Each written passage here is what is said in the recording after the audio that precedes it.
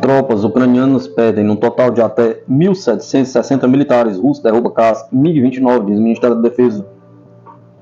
Unidades do agrupamento de tropas Yung-Sul melhoraram suas posições na linha dianteira do fronte. O exército de Kiev perdeu mais de 700 soldados, 3 veículos blindados e várias peças de artilharia, informou nesta terça-feira, 28 de 5 de 2024, o Ministério da Defesa da Rússia.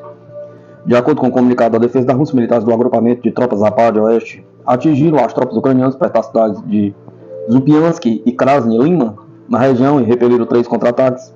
As perdas do adversário foram de até 160 combatentes, 2 veículos de combate de infantaria, uma peça de artilharia propulsada Bogdana, um obuseiro M777 dos Estados Unidos e uma peça de artilharia propulsada Krab, de fabricação polonesa, entre outros equipamentos militares. Por sua vez, meios de defesa antiaéreos russos derrubaram nas últimas 24 horas um caça ucraniano MiG-29 e um míssil tático operacional ATACMS, 39 drones ucranianos e outros alvos. A entidade militar russa detalhou também que as unidades do agrupamento de tropas Trezny Centro melhoraram sua posição tática. As tropas ucranianas perderam até 405 soldados, 2 veículos de combate de infantaria, incluindo um Bradley. No decorrer da luta contra a bateria foram atingidos 2 obuseiros M777 de produção estadunidense e outros equipamentos militares. No último dia, unidades do agrupamento de tropas russas Sever Norte continuaram avançando na profundidade da defesa do adversário. Foram repelidos 5 contra-ataques de grupos de assalto na região de Kharkov. O exército de Kiev perdeu até 285 militares, várias peças de artilharia, incluindo o obuseiro propulsado Caesa, de produção francesa, 4 veículos de combate, lançamento de foguetes Grad, e um sistema de lançamento de foguetes RM-70 Vampire, de produção tcheca. No total, desde o início da operação militar especial, foram destruídos 604 aeronaves militares ucranianas, 274 helicópteros, 24.739 veículos aéreos não tripulados, 524 sistemas de mísseis antiaéreos, 16.182 tanques e outros veículos blindados de combate, 1.322 veículos de combate e sistemas de lançamento múltiplo de foguetes, 9.914 peças de artilharia de campanha e morteiros, além de 22.060 unidades de veículos militares especiais. Suécia suspendeu o plano de envio de caças Gripen para a Ucrânia, anunciou o ministro da Defesa. A Suécia está suspendendo os planos de enviar caças Gripen à Ucrânia para permitir a introdução de caças F-16, disse o ministro da Defesa sueco em Bruxelas, na terça-feira, 28 de 5 de 2024. Kiev iniciou no ano passado discussões em Estocolmo sobre a possibilidade de receber jatos Gripen, e o país nórdico afirmou mais tarde que avaliaria o potencial de envio da aeronave fabricada pela empresa sueca de defesa Saab.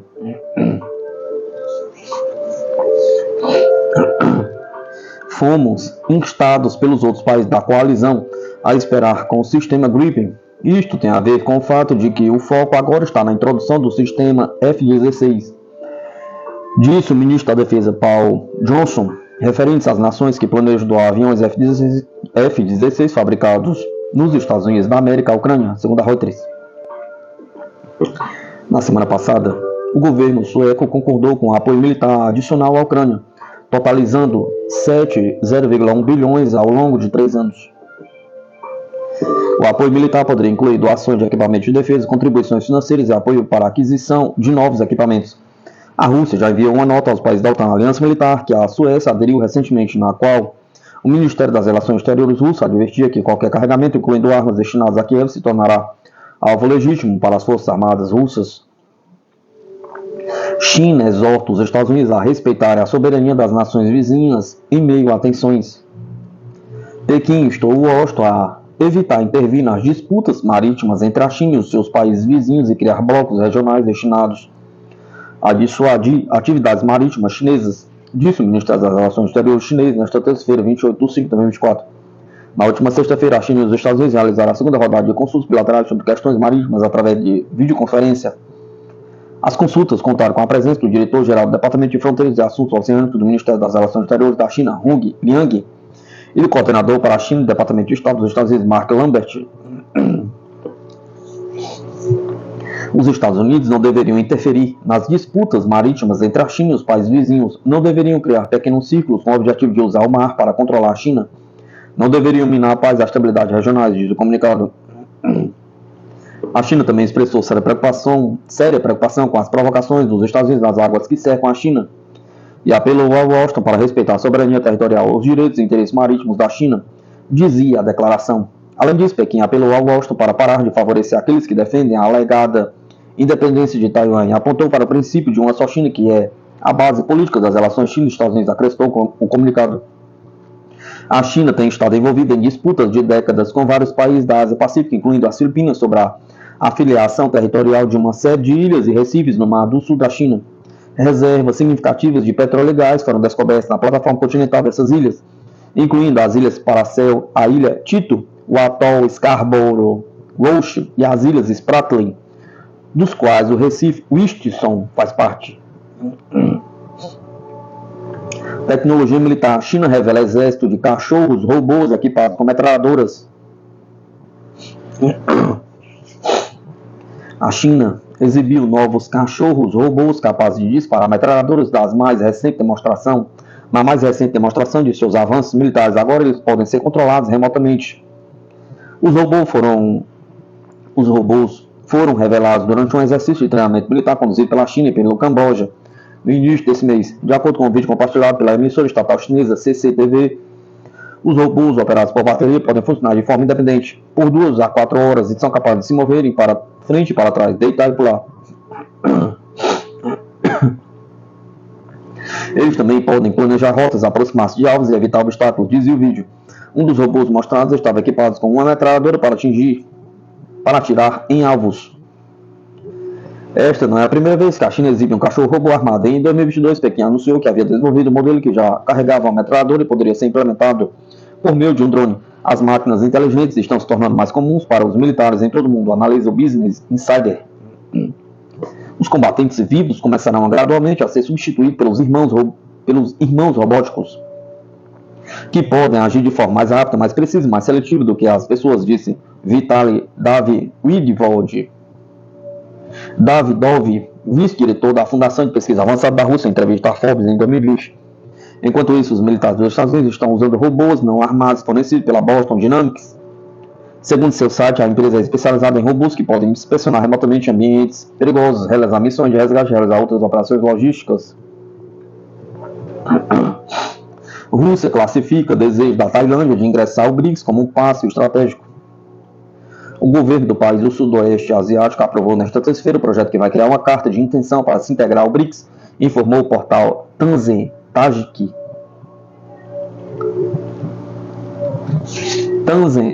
Pakij, que citou Chai Wat-Charung, porta-voz do gabinete do primeiro-ministro. Na reunião do gabinete foi decidido aprovar o projeto de carta expressando a intenção da Tailândia de se juntar ao grupo dos países do BRICS, com a aprovação do primeiro-ministro ou de um representante designado por ele, diz o governo em comunicado.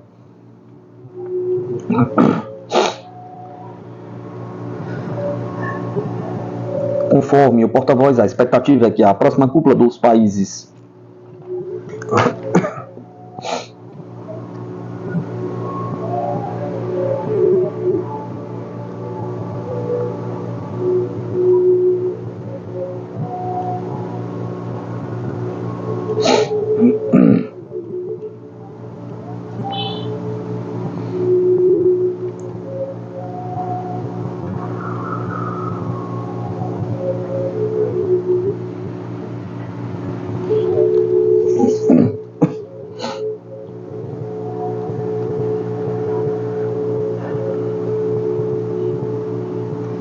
Conforme o porta-voz, a expectativa é que a próxima cúpula dos países do grupo na Rússia ajude a acelerar o processo de adesão do país, que tem um produto interno bruto superior a 500 bilhões.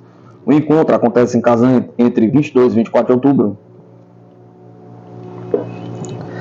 Para o Ministério das Relações Exteriores da Tailândia, a entrada no BRICS vai ajudar a aumentar o papel de Bangkok na arena internacional, além de fortalecer a cooperação com países em desenvolvimento, especialmente nas áreas de comércio, finanças, segurança alimentar e energética. Além disso, a adesão à organização aumentará as oportunidades da Tailândia na criação de uma nova ordem mundial, apontou já o embaixador especial russo para a questão do G20, da cooperação econômica Ásia-Pacífico, Marat Berdiev, classificou como um passo estratégico e uma escolha acertada o desejo do país de se juntar ao BRICS. Nossos parceiros do G20 na APEC estão comprometidos em fortalecer a interação coletiva na arena internacional. Muitos deles demonstram interesse especial em aderir ao BRICS ou em expandir os vínculos práticos com essa organização. A Tailândia, membro da APEC, decidiu solicitar adesão ao BRICS e planejar participar da próxima cúpula em Kazan sob a presidência russa atual. Durante os próximos contatos com os colegas tailandeses no âmbito da APEC, certamente os parabenizarei por esse passo estratégico e pela escolha acertada, apontou. A autoridade da chancelaria russa destacou ainda que essas tendências seguem um processo histórico em ascensão de formação de uma ordem mundial multipolar justa, originalmente formada por Brasil, Rússia, Índia, China e África do Sul. O BRICS vem neste ano o número de membros dobrar com a adesão de Emirados Árabes Unidos, Arábia Saudita, Irã, Egito e Etiópia. Além disso, quase 20 países expressaram o desejo de se juntar ao agrupamento. Com o crescimento de integrantes, o grupo passou a englobar países que somam 3,6 bilhões de habitantes, quase metade da população mundial. Esses países respondem por mais de 40% da produção mundial de petróleo e cerca de um quarto das exportações globais de mercadorias. A Rússia assumiu a presidência do BRICS em 1º de janeiro por um ano.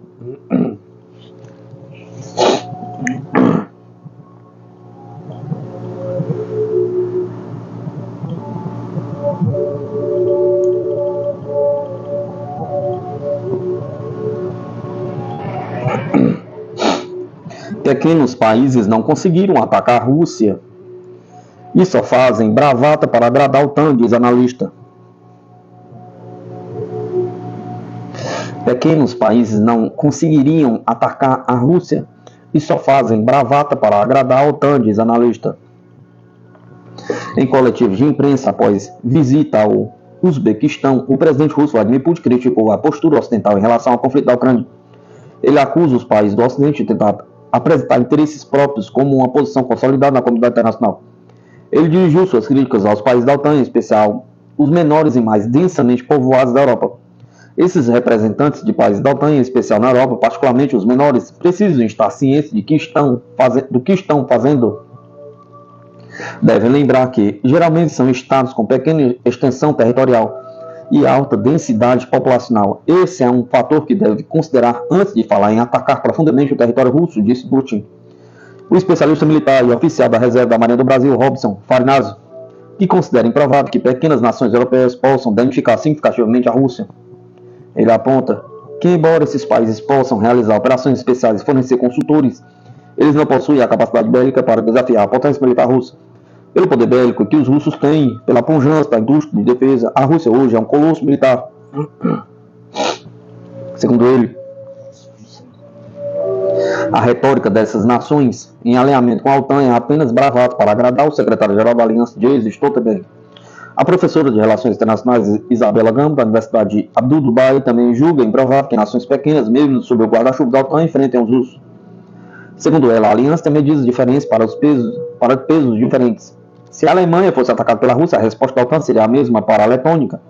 No caso de ser atacada, questiona.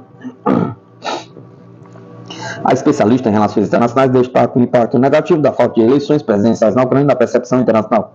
A ausência tem sido utilizada por Vladimir Putin para criticar a falta de democracia em Kiev, que leva alguns estados a considerarem errada o parlamento ucraniano um único órgão legítimo de governança do país, segundo ela.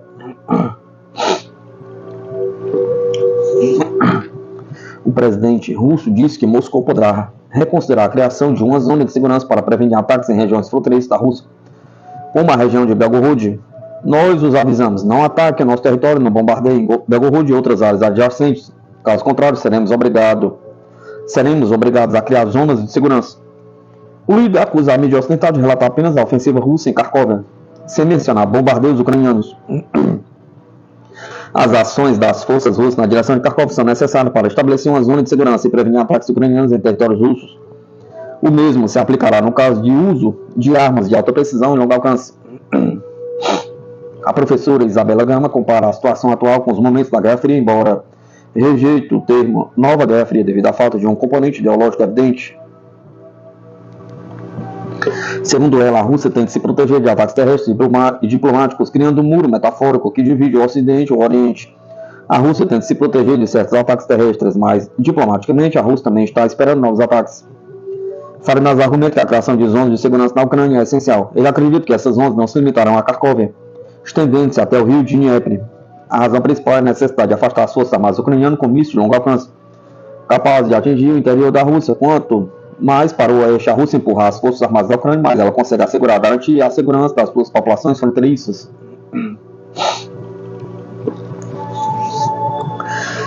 Farinazo prevê que a resposta militar de Moscou continuará focada em atacar as forças armadas ucranianas. Ele destaca que muitos instrutores da OTAN têm morrido no conflito e a possibilidade de a Rússia intensificar esses ataques. Putin alertou sobre os perigos da escalada contínua do conflito, sugerindo que poderia levar a consequências sérias, possivelmente até um conflito global. Ele questiona a postura de Washington diante de um possível agravamento da situação na Europa, mencionando o equilíbrio de poder em termos de armamentos estratégicos. Essa escalada constante pode levar a consequências sérias. Se isso acontecer na Europa, como reagirão os Estados Unidos? Considerando nossa paridade em armas estratégicas, pergunta. Quer realmente um conflito global? Questionou Putin.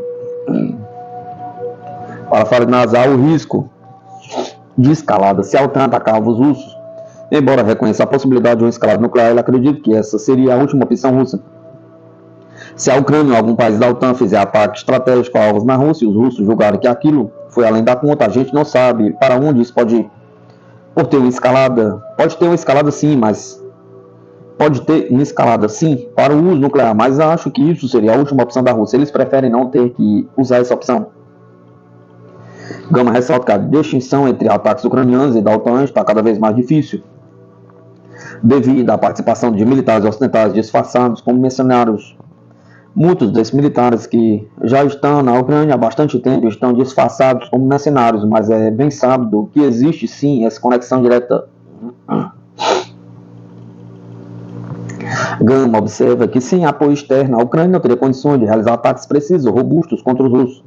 A situação interna do país, com dificuldades em alimentar sua própria população, agrava a dependência ucraniana de ajuda ocidental. A Ucrânia parece estar mais preocupada realmente em ganhar uma guerra que, na verdade, só está perdendo. Sem se preocupar com sua população que está sofrendo, a Ucrânia mal consegue alimentar sua própria população, então muito menos conseguiria manter esse conflito sem ajuda ocidental. Para ela, os Estados Unidos podem igualmente se envolver ainda mais no conflito e promover a sua desescalada.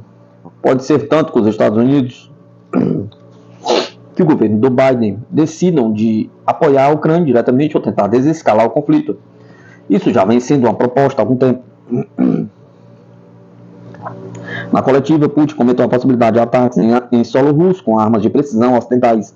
Ele afirmou que tais operações só seriam possíveis com a ajuda da inteligência especial e especialistas qualificados, algo que, segundo ele, só poderiam ser feitos com o envolvimento direto da OTAN.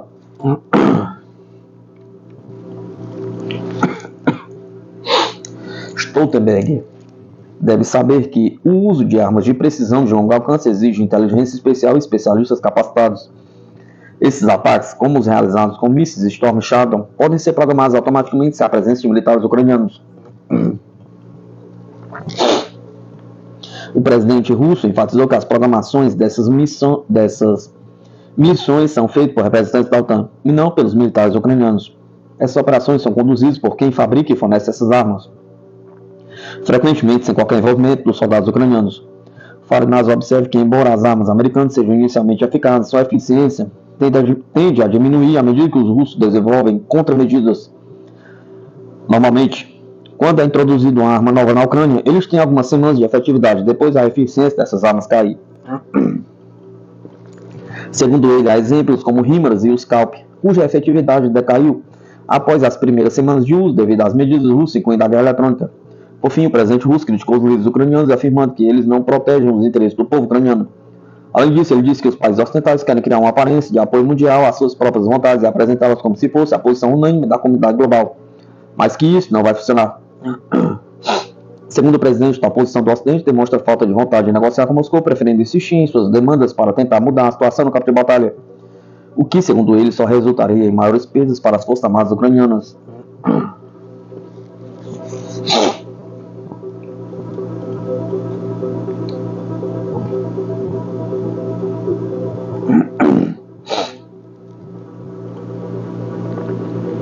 A OTAN está treinando condução de ataques nucleares contra o território da Rússia, diz FSB.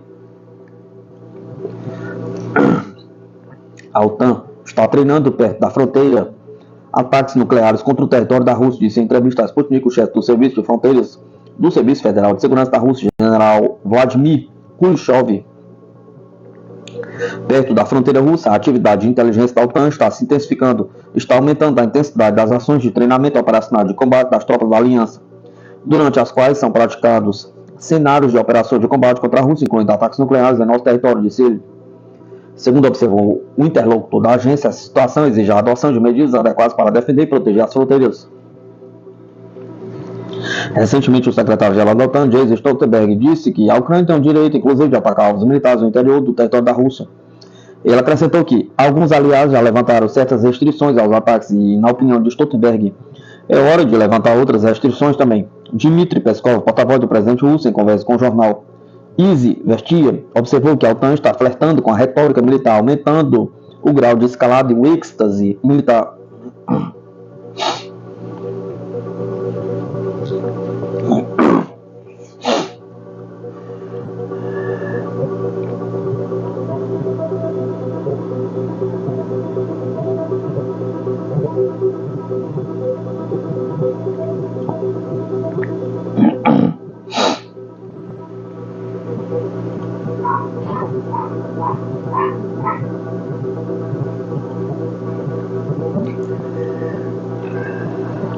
Opinião: tudo que resta uma tática autodestrutiva de exportação de semicondutores para a China, por André Brunel. A administração Biden tem duas táticas para abrandar ou, idealmente, travar o desenvolvimento interno da China do seu setor avançado de semicondutores. A tática central consiste em controles excessivos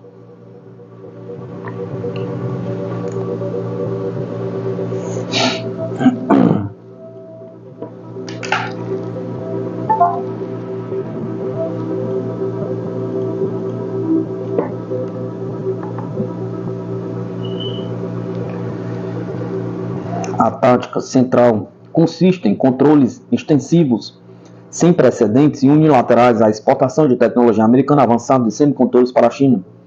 A apoiar esta abordagem central está a tática ad hoc de insistir periodicamente nos principais países produtores de semicondutores para que sigam os nossos controles de exportação, para que os seus negócios de semicondutores não assumam simplesmente a cota de mercado significativo na China, que deverá ser abandonado pelas empresas americanas de semicondutores.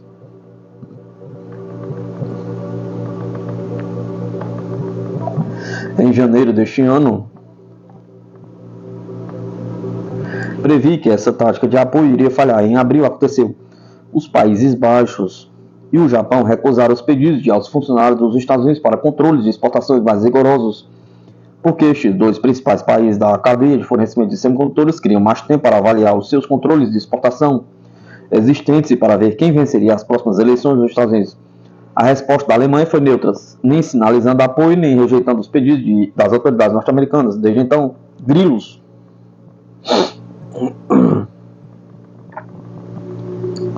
Isso deixa apenas a tática central, que por si só é autodestrutiva. Os negócios concorrentes de semicondutores destes três países de semicondutores, juntamente com a Coreia do Sul e Taiwan, irão simplesmente aspirar a cota de mercado americana, abandonada de semicondutores na China, nas partes embaraçosas da cadeia de fornecimento de semicondutores avançados, onde as empresas de semicondutores estão completamente ausentes das costas americanas. As vendas para a China continuarão agora a ser concretizadas. A China é o desafio de ritmo para os Estados Unidos, como explicado anteriormente. Os semicondutores não são simplesmente outra tecnologia importante ou mesmo uma tecnologia pioneira entre iguais. Os semicondutores estão sozinhos em uma classe de primeira ordem porque sustentam todas as outras tecnologias avançadas. Infelizmente, a administração Biden nem sequer tem uma estratégia para esta tecnologia de ponta. Manchetes como a SMIC, fabricante chinês de chips na lista negra, torna-se a segunda maior fundição para o fundo. Torna-se a maior fundição pura do mundo em receita, supera as vendas da Global Foundries e outras. Confirma as consequências no mundo real desse vazio de estratégia. Como se isto não fosse desastroso o suficiente com certos tipos de armamentos chineses de tecnologia avançada que enfrentamos atualmente, como mísseis hipersônicos ou que podemos esperar enfrentar no futuro como robôs assassinos autônomos. Existem muitos componentes físicos adicionais para essas armas que podem ser capturados com sucesso pelos nossos próprios controles de exportação ou pelos controles de exportação de outros aliados dos Estados Unidos, porque são coisas físicas. No entanto, quando se trata de inteligência artificial, uma vez que você tenha o silício da última geração, precisará apenas de algoritmos de software e grandes conjuntos de dados. Embora, tecnicamente, essa tecnologia avançada de inteligência artificial fosse provavelmente capturada pelos próprios controles de exportação ou pelos controles de exportação de outros aliados dos Estados Unidos, a dificuldade prática no mundo real de impedir essa transferência de tecnologia de inteligência artificial é quase intransponível, porque não estão envolvidos bens físicos. Uma tomada elétrica, um laptop e acesso à internet são tudo o que é necessário para que essa tecnologia de inteligência artificial seja transportada para a China. Esse é particularmente o caso quando o software de inteligência artificial é de código aberto em vez de proprietário. Por exemplo, a Meta Plataformas, da proprietária do Facebook, adotou um modelo de negócio de software de inteligência artificial de código aberto, que supostamente contém salvaguardas de segurança nacional. Isso não impediu a China de utilizar este software avançado de inteligência artificial como base para a maioria de seus modelos de inteligência artificial desenvolvidos internamente. Isso torna a situação dos semicondutores avançados da China ainda mais crítica como última linha de defesa. Portanto, se a China conseguir comprar a tecnologia avançada de semicondutores a outros países, a América proibiu as suas próprias empresas de venderem à China, ou se fossem residentes no país, esperaria ataques cibernéticos da China, armas biológicas, submarinos robóticos, navios de guerra, aviões de combate, enxames de drones aéreos e veículos de combate terrestre movidos por inteligência artificial. E, claro, quando a inteligência artificial é considerada um ponto de inflexão equivalente na história da humanidade, como o fogo, a eletricidade ou a internet, ou as armas nucleares, as implicações para a nossa economia e a dos nossos aliados versus a China não podem ser exageradas. Tal como explicado sucintamente pelo historiador Michel Marston-Dunham, o poder militar assenta numa base de poder econômico tanto qualitativo como quantitativamente. Durante o segundo debate presidencial de 1992, Ross Perot disse a famosa frase que o Acordo de Comércio Livre da América do Norte criaria um som gigante de sucção de empregos americanos para o México. A China está a criar um segundo som de sucção gigante ao comprar os nossos concorrentes estrangeiros o máximo possível de tecnologia avançada e semicondutores. Desta vez, o gigante que suga o som da China deve-se ao fato de não existir um tratado de controle das exportações. Apenas um regime voluntário e falhado de controle das exportações, conhecido como Acordo de Wasnar com a Rússia, como seu membro mais notório.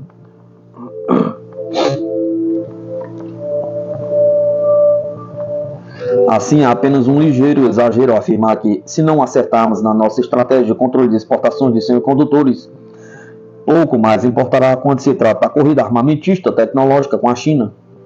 Dado o aprofundamento da cooperação entre a China e a Rússia, especialmente no que diz respeito aos semicondutores, a nossa estratégia de controle das exportações de semicondutores não pode ser apenas sobre a China.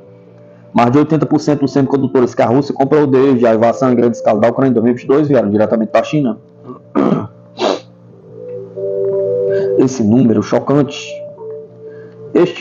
chocantemente elevado é mais um exemplo do quão crítico é que tenhamos uma estratégia, a escolha certa. Esta profunda ligação de semicondutores entre a China e a Rússia é uma flecha não alijava das autoridades norte-americanas para países europeus como a Holanda e a Alemanha, que estão a equivocar-se relativamente ao controle mais rigoroso de exportação de semicondutores para a China. Já argumentei antes, de forma curta e longa, que precisamos de uma estratégia de controle de exportação de semicondutores, e não de táticas fracassadas e autodestrutivas.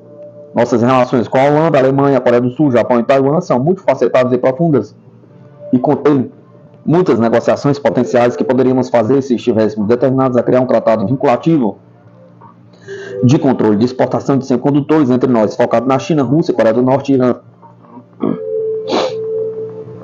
O Exército de Libertação Popular da China cercou recentemente a ilha principal de Taiwan, bem como ilhas mais pequenas como Matsu e Kinmen, como punição devido à recente tomada de posse em Taiwan de seu presidente democraticamente eleito, Lai Ching-te. De acordo com os especialistas militares taiwaneses, estes exercícios militares do Exército de Libertação Popular da China simularam pela primeira vez um ataque em grande escala em vez de um bloqueio econômico. Não há tempo a perder.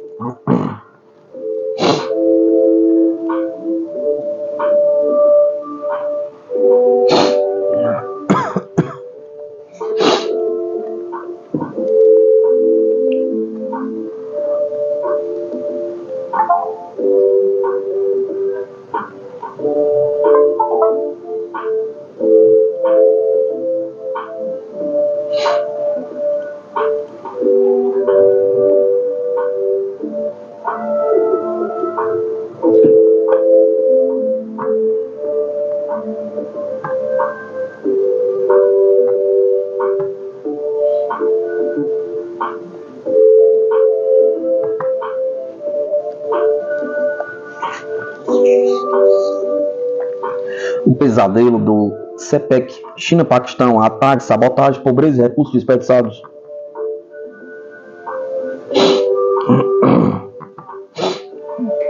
O corredor econômico China-Paquistão, de 62 mil milhões de dólares, um projeto emblemático da iniciativa situada em rota da China, foi aclamado como um fator de mudança para a economia e dificuldades do país do sul da Ásia.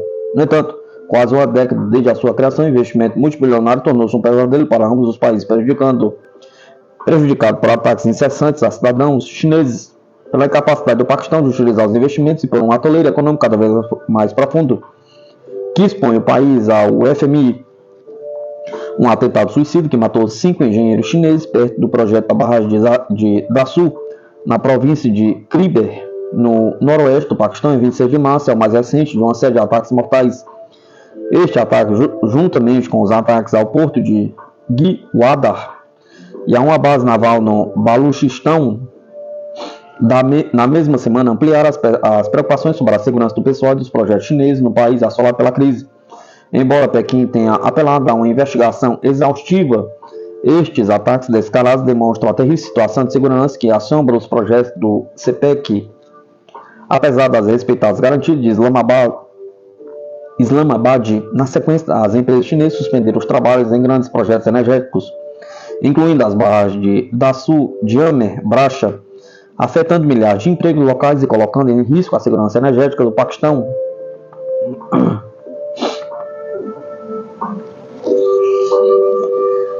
Antes da próxima visita do primeiro-ministro do Paquistão, Shehbaz Sharif, à China de 4 a 7 de junho, a embaixada do Paquistão em Pequim garantiu ao presidente da China Energy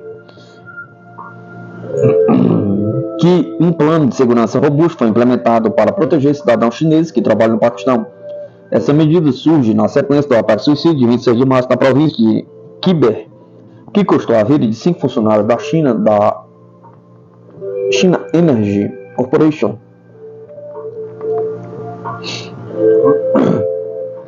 Numa comunicação posterior, a embaixada afirmou que tinha sido implementado um acordo de segurança abrangente com 1.106 agentes de segurança destacados especificamente no local do projeto da Sul, onde ocorreu o ataque. Além disso, foram disponibilizados serviços de helicóptero para o transporte de pessoal chinês. Reconhecendo a gravidade da situação, Sharif instruiu o Ministério dos Recursos Hídricos a formular um pacote de compensação para as famílias dos cidadãos chineses falecidos. O Paquistão recomendou em 14 de maio uma indenização substancial de 516 mil dólares para cada vítima. Um substancial pacote de compensação para cada um dos 5 trabalhadores chineses falecidos, embora seja um gesto importante, está a desperdiçar recursos no país onde um grande segmento da população chafurda na pobreza e não tem acesso a serviços básicos como cuidado de saúde e educação. Esta necessidade recorrente de compensar falha de segurança expõe as falhas do governo na gestão prudente dos recursos, a menos que o Paquistão acerte as suas prioridades e se concentre no desenvolvimento inclusivo Esse aparente uso indevido de recursos continuará a drenar o país e a expor ainda mais as exigências predatórias do FMI e de outras instituições financeiras ocidentais para garantir empréstimos. Embora a segurança dos cidadãos chineses que trabalham em vários projetos seja um ponto crucial de discussão durante a visita de Sharif a Pequim, parece que os militares paquistaneses não podem desenraizar o Exército de Libertação do Baluchistão, um grupo separatista que luta por um Baluchistão independente, uma região do sudoeste do Paquistão. O Baluchistão conduziu numerosos ataques contra cidadãos chineses e continua a exigir que a China deixe a província rica em recursos, mas empobrecida do Baluchistão. Especialistas chineses alertam que, se a situação de segurança não melhorar, Pequim poderá ser forçada a rever o seu compromisso com o projeto com o Paquistão. Isso representaria um duro golpe para a já frágil economia do Paquistão, que se debate com o aumento da inflação, esgotamento das reservas cambiais e o aumento da dívida. Quase 10 anos depois de Islamabad ter anunciado que o CPEC era um divisor de águas, Sharif prometeu levar os separatistas à justiça e não deixar pedra sobre pedra no fornecimento de segurança aos cidadãos chineses. Este desespero para compensar as famílias dos trabalhadores chineses mortos e proteger aqueles que ainda trabalham no Paquistão reflete a confiança do governo paquistanês na China para a sobrevivência econômica num contexto de apoio cada vez menor dos aliados tradicionais, especialmente do Ocidente, cujas instituições financeiras estão a rondar para assumir o controle econômico do país longe de Pequim. Embora o Paquistão tenha culpado elementos estrangeiros pelos ataques terroristas destinados a danificar o projeto com a China, Sharif não pode isentar-se da responsabilidade pela falta de progresso pelas falhas de segurança que assolam o corredor. Uma vez que os problemas vão além do terrorismo, as questões de aquisição de terra, a falta de transparência, a oposição das partes interessadas locais prejudicaram vários projetos importantes de infraestruturas. O apoio contínuo de Pequim dependerá da capacidade do Paquistão de salvaguardar os interesses chineses e utilizar os investimentos para um progresso econômico e social tangível. Um feito que a nação não conseguiu alcançar até agora, embora tanto a China como o Paquistão tenham demonstrado coragem no rescaldo dos ataques. O ciclo interminável de violência tem o potencial de representar um desafio sem precedentes à sua relação bilateral de décadas. Se a crise continuar, a China poderá começar a retirar ou reduzir os seus enormes interesses e investimentos no país, o que significará que o Paquistão, mais uma vez, não terá outra escolha senão recorrer ao FMI em busca de apoio financeiro.